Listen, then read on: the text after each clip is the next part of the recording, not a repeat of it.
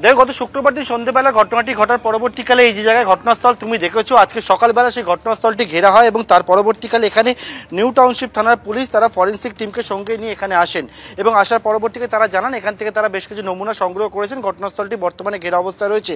তুমি দেখেছো যে অভয়া মঞ্চের যারা প্রতিনিধিরা তারা একবারে কলকাতা থেকে চলে আসছে, আমার সঙ্গে রয়েছেন দুজন সদস্য। আপনারা এসছেন এবং আসার পরবর্তীকালে বিভিন্ন জায়গায় যাচ্ছেন এবং এই যে ঘটনাস্থল সেটাও দেখলেন, কি বলবেন গোটা ঘটনাটি?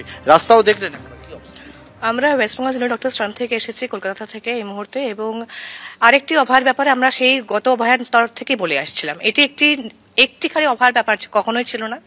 একটি অভয়া এবং আরেকটি অভয়ার জন্য আমরা সেই ন্যায় বিচারের জন্য রাস্তায় আমরা গত 9 আগস্ট থেকেই রাস্তায় আছি এবং দেখতে পাচ্ছি যে সেই রাস্তাতেই আজও এই দুদিনের মধ্যেই আবার সেই মেঠো রাস্তার মধ্যেই একটি মেয়ের গণধর্ষণ হয়েছে এবং সেই মেয়েটি একটি ডাক্তারি পড়ুয়া।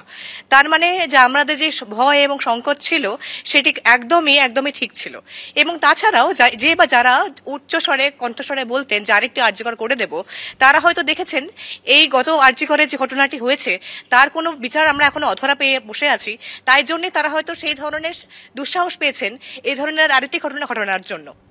এবং এই জন্যই দেখতে পাচ্ছি আমরা যে এই যে গ্যাংরেপ হওয়ার মতো একটা ঘটনা ঘটিয়ে গেল এই হসপিটাল থেকে ঢিলছোড়া রাস্তার মধ্যে, এবং সেখানে একটি মেঠো রাস্তার মধ্যে একটি মেয়েকে গণধর্ষণ করে মরণাপন্ন অবস্থায় ফেলে রেখে নিরাপত্তা নিয়ে কিন্তু আবারও তারা একটা বড় একেবারে পার্থপ্রতিম আজ ফরেন্সিক ডিপার্টমেন্টের সদস্যরা তারা এসেছিলেন, অভয় মঞ্চের সদস্যরা তারাও কিন্তু এসেছিলেন। যে ঘটনা ঘটেছে দুর্গাপুরে সেই ঘটনার প্রতিবাদে ইতিমধ্যে আপনাদের দেখিয়েছি যে বিজেপি বিক্ষোভ দেখাচ্ছে। অন্যদিকে অভয় মঞ্চের সদস্যরা তারা আজ আসানসোল দুর্গাপুর কমিশন অভয়া মঞ্চে নির্যাতিতার বাবার সঙ্গেও দেখা করতে চান।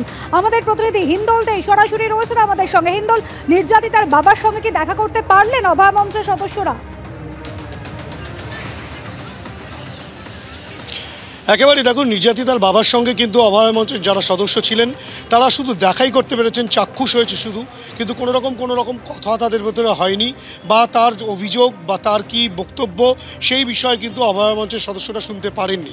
কেননা তোমাকে বলে রাখি যে হসপিটাল আইকিউ সিটি হসপিটাল, সেখানে যখন অভয় মঞ্চের সদস্যরা নির্যাতিতার বাবার সঙ্গে কথা বলতে যান সেই সময় তারা যেটা অভিযোগ করছেন যে বিজেপির একজন তাকে সেখান থেকে সরিয়ে নিয়ে চলে যায়, কথা বলতে দেয়নি।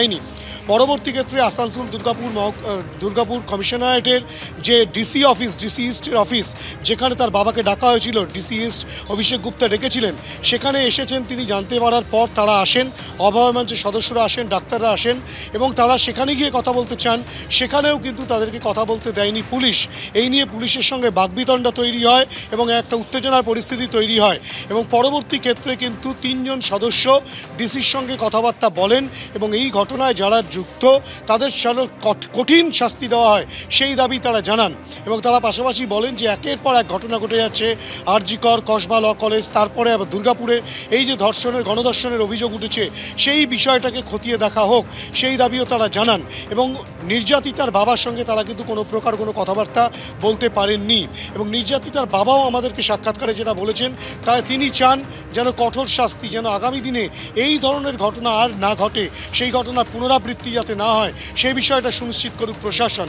এই গোটা ঘটনাকে কেন্দ্র করে দুর্গাপুরে কিন্তু বিভিন্ন জায়গায় বিক্ষোভ, কোথাও তদন্ত চলছে, কোথাও তদন্ত নিয়ে প্রশ্ন উঠছে, যেটা দেখা যায় যে প্রায় 36 ঘন্টা বাদে ঘটনাস্থলকে ঘেরার কাজ করলো পুলিশ।